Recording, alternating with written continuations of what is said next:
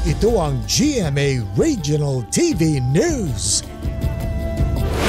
Mainit na balita mula sa Luzon, hatid ng GMA Regional TV. Nagkaroon po ng karambola sa Rosales, Pangasinan dahil sa isang dump truck. Chris, anong nangyari?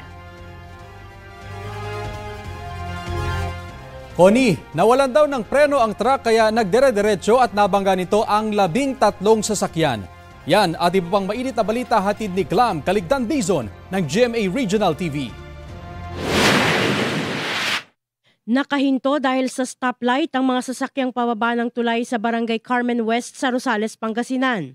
Nang biglang sumulpot ang isang dump truck na dire-diretso ang takbo. Pagtawid sa intersection, nabangga ng truck ang mga sasakyang mabagal ang usad dahil sa traffic.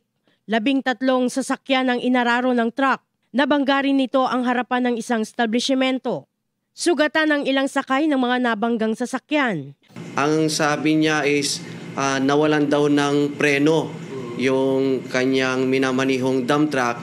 Kaya yun po, nagresulta po sa aksidente po doon sa area po. Nakatakdang isyuhan ng show cause order ang driver at kanyang operator dahil sa nakitang paglabag. Most probably, i-revoke natin yung lisensya ng driver kasi ito yung tinatawag nating improper person to operate a motor vehicle. And at the same time, meron din siyang invalid yung kanyang lisensya. Kasi ang lisensya po niya, ang kanyang DL codes ay hanggang AA1, BB1, B2 lang. Which means ang pinakamataas na gross vehicle weight na pwede niyang imaneho ay 3,500 kilograms.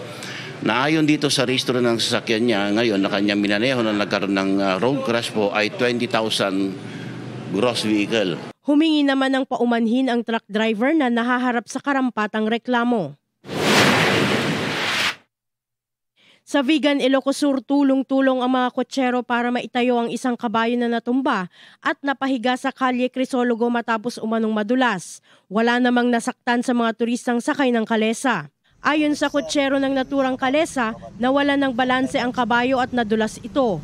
Tiniyak din niya na malusog at maayos ang kondisyon ng kabayo bago bumiyahe. Ayon sa Vigan City Cultural Affairs and Tourism Office, isolated case ang nangyari. Regular din daw nilang tinutugunan ang pangangailangan ng mga kotsero at pati na rin ng mga alagang kabayo. Patay sa pamamarilang isang lalaki sa Taysan, Batangas nitong Sabado ng gabi. Ayon sa pulisya, sakay ng motorsiklo ang biktima ng tambangan ng hindi patukoy na salarin. Inaalam kung may koneksyon sa paghihiganti ang motibo sa krimen dahil dati nang nasangkot sa mga kaso ng pagnanakaw ang biktima. Wala naman siyang banta sa buhay ayon sa kanyang pamilya. Glam Caligdan Dizon ng GMA Regional TV, nagbabalita para sa GMA Integrated News.